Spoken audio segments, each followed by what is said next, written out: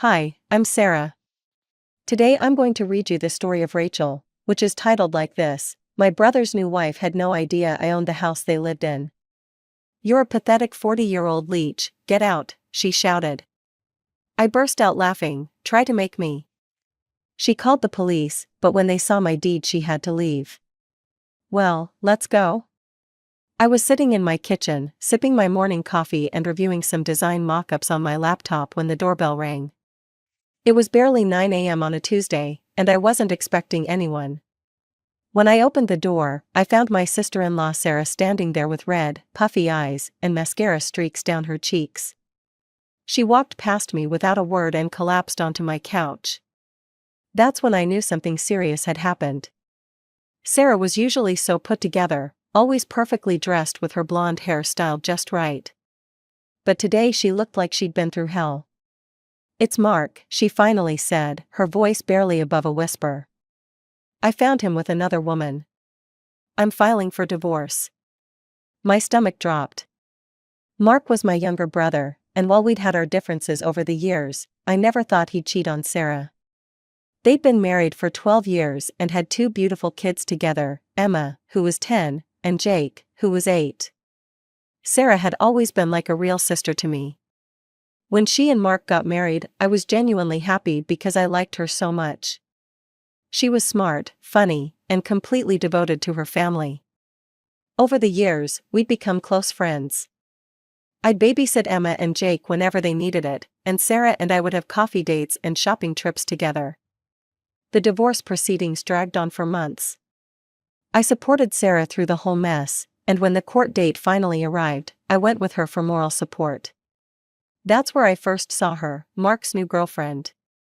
She looked exactly like Sarah had described, young, maybe 25, with long dark hair and way too much confidence for someone who'd broken up a family. What struck me most was how arrogant she acted. While Sarah sat quietly with her lawyer, this girl kept whispering loudly to Mark and rolling her eyes whenever Sarah's lawyer spoke. She acted like the whole thing was beneath her, like she was doing everyone a favor just by showing up. The judge ruled in Sarah's favor on almost everything. Mark had to give her the house, pay child support for both kids, and cover their health insurance. I watched his face fall as each decision was announced. His girlfriend looked pissed off too, probably realizing that Mark wasn't as financially secure as she'd thought. After the hearing, Mark tried to corner me in the courthouse parking lot. Rachel, I need you to understand something, he said, running his hands through his hair. I'm in love, really in love. I hope you can see that and understand. I looked at him standing there in his wrinkled suit, looking desperate and pathetic. Mark, I don't condemn you for what you did. But I don't understand it either, you had a good life. He nodded like that was enough and walked away with his girlfriend, who was already complaining loudly about something on her phone. After the divorce was finalized, I found myself spending more time with Sarah and the kids. We'd have dinner together on weekends, I'd help with homework, and sometimes we'd just sit and talk while Emma and Jake played in the backyard. It felt natural, like we were becoming our own little family unit. 2 months passed quietly. I was getting used to our new routine when Mark showed up at my door on a Saturday morning, looking nervous and fidgety. Rachel, I need to have a serious conversation with you, he said. I made us coffee and we sat at my kitchen table. He kept fidgeting with his cup, not making eye contact.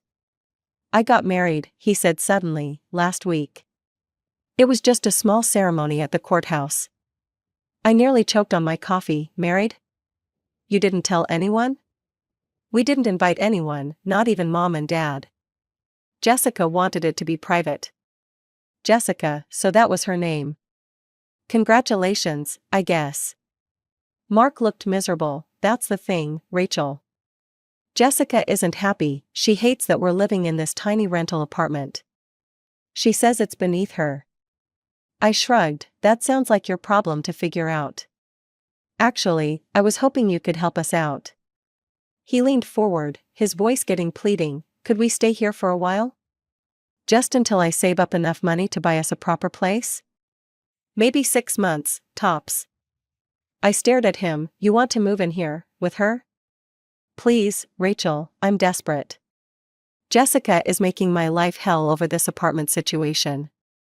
If we could just stay here temporarily, I could put all my money towards saving for a down payment. The idea made my skin crawl.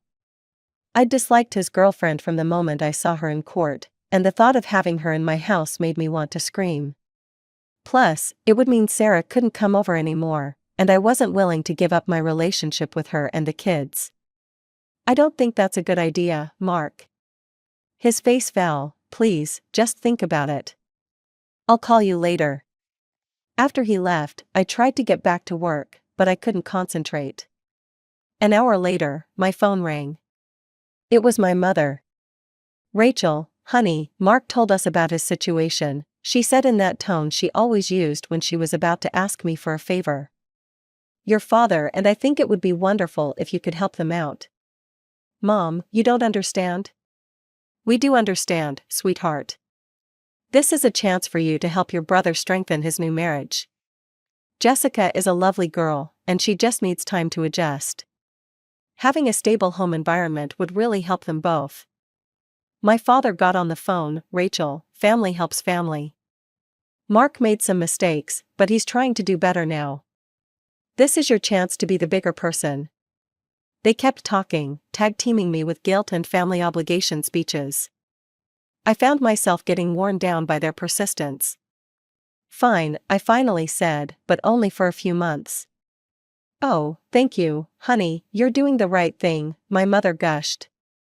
After I hung up, I sat in my kitchen feeling like I'd just made a huge mistake. But it was too late now. I called Mark back and told him they could move in. A week later, I was sitting in my living room working on a logo design when I heard a truck rumbling up my driveway. Through the window, I watched as Mark jumped out of the passenger seat of a moving truck, followed by Jessica. She was wearing designer jeans and high heels, completely inappropriate for moving day, but that seemed to be her style. The truck was huge, way bigger than I'd expected for two people moving from a small apartment. As the movers started unloading boxes and furniture, I realized most of it had to be Jessica's stuff. There were at least 20 boxes labeled Jessica's clothes and Jessica's shoes, plus a massive vanity table, a treadmill, and what looked like enough beauty products to stock a salon. I opened the front door as they approached. Mark looked nervous and sweaty, while Jessica walked behind him like she was inspecting a hotel room. Hey Rachel, Mark said, giving me an awkward hug. Thanks again for this. Jessica walked right past me without even acknowledging my existence. She just swept into my house like she owned the place, her heels clicking on my hardwood floors. Jessica, Mark called after her, this is my sister Rachel. She turned around and gave me a look like I was something stuck to her shoe. Hi, she said flatly, then immediately went back to examining my living room. I watched in amazement as she walked through my house, opening doors and peering into rooms like she was shopping for real estate. She went upstairs without asking, and I could hear her heels clicking around up there. Jessica came back downstairs a few minutes later with a satisfied look on her face. I like the master bedroom, she announced. The one with the walk-in closet. That's where we'll sleep. I laughed, thinking she was joking. That's actually my room. I'm not planning to move out of it. Jessica shrugged like my response was irrelevant. Well, I want that room. It's the biggest and it has the best closet space. I stared at her, waiting for Mark to say something, but he just stood there looking uncomfortable. Those are your problems to figure out, I said, using the same words I'd used with Mark earlier. I'm going to make some coffee. I walked into the kitchen, needing a moment to process what had just happened. Behind me, I could hear Mark and Jessica whispering furiously in the living room. A few minutes later, I heard Jessica's heels stomping up the stairs. When I came back out with my coffee, Mark was directing the movers to take boxes to one of the smaller bedrooms upstairs. Everything okay? I asked. Fine, he said, not meeting my eyes. Jessica just needs time to settle in. The movers finished unloading around dinner time. I ordered pizza, figuring it would be an easy first meal together. When it arrived, I called upstairs for Mark and Jessica to come eat. Jessica came down wearing different clothes, Apparently she'd already unpacked her entire wardrobe and sat at my dining table like she was doing me a favor. "So," I said, trying to make conversation, "Mark tells me you two had a courthouse wedding. That must have been nice and intimate." Jessica's face darkened. "It was horrible. I wanted a real wedding with flowers and a dress and guests. Instead, I got 15 minutes in some ugly government building." Mark looked mortified. "Jessica, we talked about this. We wanted to keep it simple." "You wanted to keep it simple," she snapped. "I wanted a real wedding." I could see this was a sore subject, so I tried to change the topic. "Well, what do you do for work, Jessica?"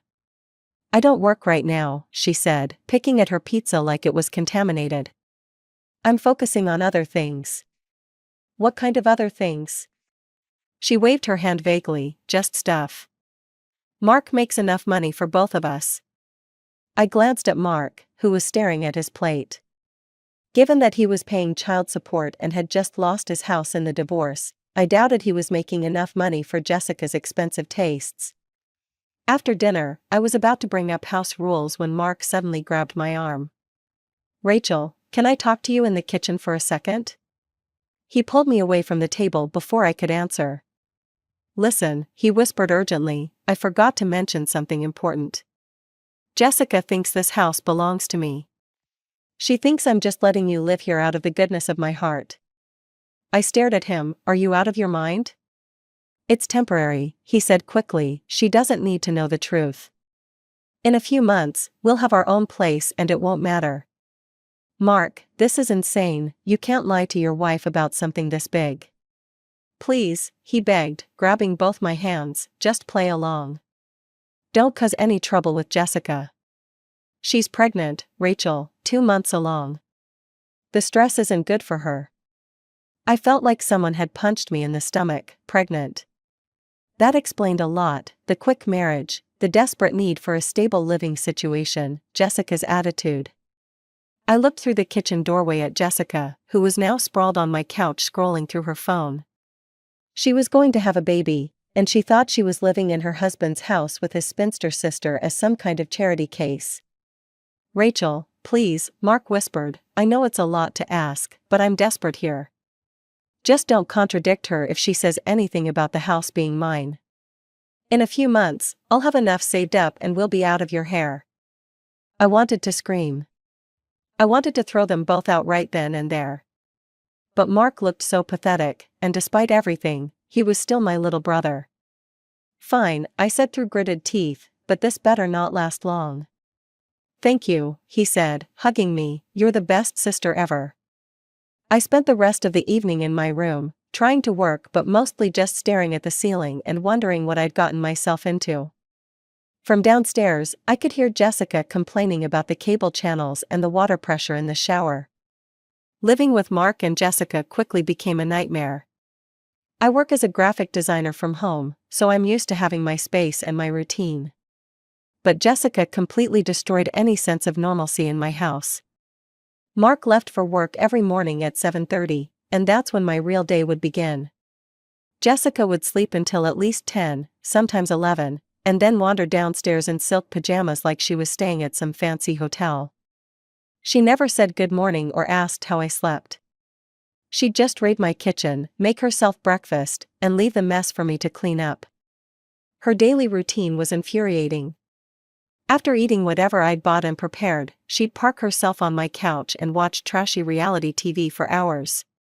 The volume was always too loud, and she'd talk back to the screen like the people could hear her. When she got bored with television, she'd either go shopping or visit her friends. She never asked if I needed anything from the store, never offered to help with groceries or cleaning. She just treated my house like her personal hotel with free room service.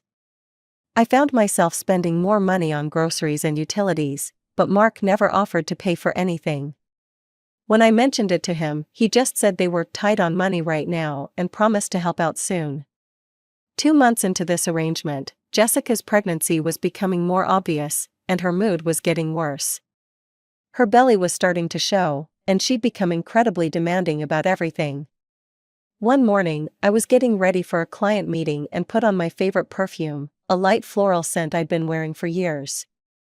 Jessica came downstairs, took one whiff, and immediately started gagging. "That smell is disgusting," she said, covering her nose with her hand. "I can't be around that terrible fragrance, it makes me sick." "It's just perfume," I said. "I don't care what it is, you can't wear it anymore. The smell is bad for the baby. You'll have to find something else." From that day on, Jessica would complain every time I wore any fragrance. She also started banning me from cooking certain foods, claiming the smells made her sick. "No more garlic," she announced one evening, "and no onions. They're too strong." "Those are basic cooking ingredients," I protested. "Not anymore, I can't handle the smell." I found myself cooking bland, boring meals just to avoid her complaints. My grocery bills kept getting higher while my quality of life kept getting lower. The breaking point came on a Wednesday afternoon. I was working in my room when I heard the doorbell ring. I looked out my window and saw Sarah's car in the driveway. She'd brought Emma and Jake for what had become our regular day visit. I got out their coloring books and crayons, turned on the TV to a kid-friendly channel and settled them in the living room. "I'll be upstairs working, but call if you need anything." Jessica had been complaining about feeling sick all morning and was in her room with the door closed. I figured she was napping, so the kids would be fine downstairs for a couple of hours. I worked for about an hour, listening to Emma and Jake playing and occasionally laughing at something on TV. They were being perfectly normal kids, not too loud, just having fun. Then I heard Jessica screaming. I ran downstairs to find her standing in the living room, her face red with anger. She'd scattered the kids' coloring books across the floor, and Emma was crying while Jake stood frozen by the couch. "What happened?" I asked. Jessica pointed at the children like they were wild animals. "These little brats have been running around and screaming for hours. They're disturbing my rest." "They weren't running around or screaming," I said calmly. "They were just coloring and watching TV. They're as stupid as their mother," Jessica spat. "Just like Sarah, no brains in their heads. They need to leave right now because I can't sleep with all this noise, and I need my rest in my condition." Emma started crying harder, and Jake looked scared. I felt my temper rising, but I tried to stay calm. "You're being unreasonable," I said, "they're just kids being kids." Jessica's eyes flashed with anger. "Don't tell me I'm being unreasonable. This is my house too, and I have rights. I'm going to talk to my husband about this." She stormed upstairs, slamming her bedroom door so hard it shook the walls. I knelt down and hugged both kids, trying to comfort them. "It's okay," I told them, "she's just not feeling well." I made them snacks and let them finish their coloring, but the mood was ruined. When Sarah came to pick them up an hour later, I pulled her aside and told her what happened. "She called my kid stupid." Sarah's face went pale with anger. "I should go up there right now and tell her exactly what I think of her." "Please don't, just take the kids home, I'll handle this." Sarah left, but I could tell she was furious. That evening, when Mark came home, Jessica immediately ran to him with her version of the story. "Your sister deliberately brought those children here to disturb me," she told him. "She knows I need my rest, but she let them run wild through the house." Mark looked at me with disappointment. "Rachel, you know Jessica needs to rest. Why would you bring the kids over when she's not feeling well?" "They weren't doing anything wrong," I said, "they were quietly coloring." "That's not what Jessica says." I wanted to scream that Jessica was lying, but I remembered my promise to play along with her delusions. Instead, I took Mark aside. "When are you two moving out?" Mark looked surprised by the directness of my question. "Soon. I just need a couple more months to save up." "Well, make it sooner," I said. "Because I don't want Jessica and a baby living here after she gives birth." Mark nodded quickly. 2 months, I promise." "Just 2 more months." That night, I lay in bed wondering how much more of this I could take. A week after the incident with Emma and Jake, Mark left for a business trip to Chicago. He'd be gone for 5 days, which meant I'd be alone in the house with Jessica. Saturday morning, I was in my kitchen making coffee when the doorbell rang. I looked through the peephole and saw two people I didn't recognize, a middle-aged couple, probably in their mid-50s, standing on my porch with suitcases. I opened the door cautiously. "Can I help you?" "Hi there," the woman said with a bright smile. "We're Jessica's parents, Linda and Bob. She invited us to stay here until the baby's born." My blood ran cold. "Excuse me?"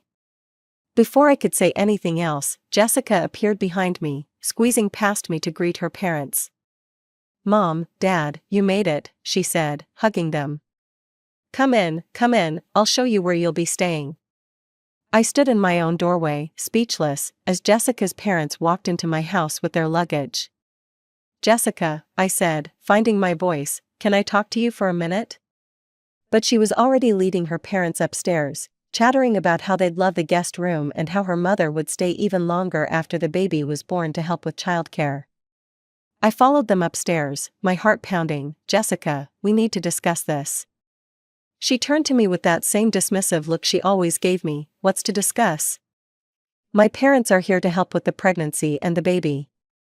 Mom's going to stay for at least 3 months after I give birth." That's when I lost it completely. "I'm sorry, I told Linda and Bob, but you need to leave now." They looked shocked and confused, gathering their suitcases while Jessica started screaming at me. "You can't throw my parents out, this isn't your house." I walked them to the door and closed it firmly behind them. Through the window, I could see them standing on my porch, looking bewildered. Jessica completely lost her mind. She started waving her arms and yelling at the top of her lungs. "You're living in someone else's house," she screamed. "This house belongs to my husband. You're just a pathetic, lonely 40-year-old leech who has nothing better to do than mooch off your brother." I started laughing. I couldn't help it. After months of biting my tongue and playing along with Mark's lies, Jessica's tantrum struck me as absolutely ridiculous.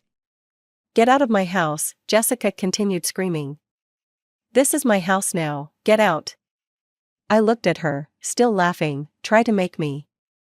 Jessica grabbed her phone and ran outside. Through the window, I watched her talking frantically to her parents, all three of them gesturing wildly. Then they got in their car and drove away. I spent the rest of Saturday enjoying the quiet. For the first time in months, I could work without interruption, cook what I wanted to eat, and watch my own TV shows. It was blissful. Sunday morning, the doorbell rang again. This time it was 2 police officers, with Jessica standing triumphantly behind them. "Ma'am," one of the officers said, "we received a complaint about a squatter refusing to leave this property." I smiled politely at the officers. "Did she provide any documentation proving she owns this house?" "No ma'am, she didn't have any paperwork with her." I went inside and came back with my deed and property tax records. "Here's proof that I own this house." The officers examined the documents carefully, then turned to Jessica with annoyed expressions. "Ma'am, you should have verified ownership before filing a complaint. This woman clearly owns the property." They apologized to me and left, leaving Jessica standing on my porch looking stunned. "Now that you know the truth," I said, "get out of my house." Jessica immediately started crying. "I didn't know, my husband lied to me. You have to understand, I'm 6 months pregnant and I have nowhere else to go." "You have parents," I said coldly, "go live with them." "But they live in a tiny apartment. And I'm having a baby in 3 months. That's not my problem." She ran upstairs, and 15 minutes later my phone rang. It was Mark, calling from Chicago. "What the hell did you do?" he yelled. "Jessica called me crying, saying you called the police on her." "I didn't call the police," I said calmly, "she called them on me. Apparently she tried to have me evicted from my own house. Your wife knows the truth now, and she needs to leave. She's pregnant, she can't just go anywhere. She can go to her parents' house, or you can come home and figure it out together. But she's leaving tomorrow. You can't just throw out a pregnant woman." "Watch me," I said, and hung up. I knocked on Jessica's door and told her she had until the next morning to pack her things and leave. The next day, Mark came bursting through my front door, having caught the first flight home. Jessica ran to him, and they both started yelling at me about my heartless behavior and their rights to stay in the house. "You have no rights here," I said. "This is my house, and I want you both out." "You can't do this to us," Mark said. "Watch me call the police again," I replied. That shut them up. They spent the rest of the day packing their things while I ignored phone calls from my parents, who had obviously heard Mark's version of events. By evening, they were loading their stuff into Mark's car. Neither of them said goodbye to me. They just left, and I watched them drive away with enormous relief. Over the next few weeks, I learned through mutual friends that Mark and Jessica had moved in with her parents. Jessica gave birth to a son 3 months later, and I was genuinely happy for them. But I felt no guilt about my decision. My parents chose Mark's side and stopped speaking to me entirely. They thought I was cruel for throwing out a pregnant woman, and nothing I said could change their minds. But Sarah and I became closer than ever. She and the kids started coming over regularly again, and my house felt like home again. Emma and Jake now spend every other weekend with me, and we've developed our own little traditions. Mark and I don't speak anymore, but I hear he's doing okay. That's enough for me.